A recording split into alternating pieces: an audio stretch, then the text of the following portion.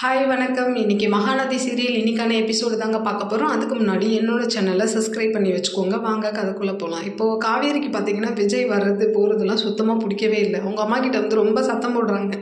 என்ன அவர் வீட்டுக்கு வராரு, நீ என்னமோ வகை வகையாக சமைச்சு போடுற, அந்த பாப்பாவை அப்படி கொஞ்சுற, எனக்கும் தான் ஸ்டூடெண்ட்டுன்னு பாசம் இருக்குது, ஆனால் நீ என்ன ரொம்ப ஓவராக உன் பேத்தி மாதிரி கொஞ்சுற, ரெண்டாவது அவர் யாருன்னே தெரியல, அவர் கூட வந்து என்னை கோயிலுக்கு அனுப்புகிற, இதெல்லாம் எனக்கு பிடிக்கவே இல்லை, அந்த ஆள் இந்த ஆளுன்ட்டு ஒரு மாதிரி கண்டபடி பேசுகிறாங்க. அப்போ அவங்க அம்மா சொல்கிறாங்க, என்னடி தாயெல்லாம் குழந்தடி, அதனால் நான் அப்படி பேசுகிறேன், இதில் என்னடி தப்பு இருக்குது அப்படின்ற மாதிரி இவங்களும் சொன்னோன்னே ரொம்ப கோவப்பட்டு இவங்க அப்படியே கிளம்பிடுறாங்க.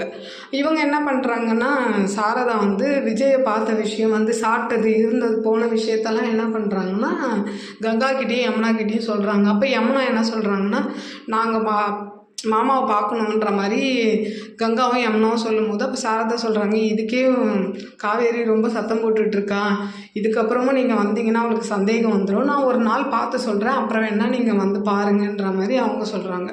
அப்படியே டாக்டர் இப்போ இவர் என்ன பண்ணுறாருன்னா, விஜய் வந்து காவேரியுடைய அந்த ரிப்போர்ட்லாம் எடுத்துக்கிட்டு டாக்டர்கிட்ட போகிறாரு. அப்போ டாக்டர் என்ன சொல்கிறாங்கன்னா, இதுக்கு மெடிசன்லாம் கிடையாது கொடுக்கறதுக்கு, வேணும்னா நீங்கள் வந்து பழசை கொஞ்சம் கொஞ்சமாக ஞாபகப்படுத்துறதுக்கு நீங்கள் பழைய போன இடத்துக்கெல்லாம் கூட்டு போனீங்கன்னா மேபி ஞாபகம் வரலாம் அப்படின்ற மாதிரி சொல்கிறாங்க. அப்படியே பார்த்திங்கன்னா இந்த பக்கம் வந்து மறுநாள் காலையில் என்ன பண்ணுறாருன்னா, இவங்க வீட்டுக்கே கிளம்பி பாப்பாவும் குழந்தையும் வந்துடுறாங்க. இது காவேரிக்கு பிடிக்கவே இல்லை, ரொம்ப சத்தம் போடுறாங்க, ஒரு மாதிரி கோவமாகிடுறாங்க. இருந்தாலும் அவங்க முன்னாடி சத்தம் போடக்கூடாதுன்ட்டு ரொம்ப பொறுமையாக பேசிகிட்டே இருக்காங்க.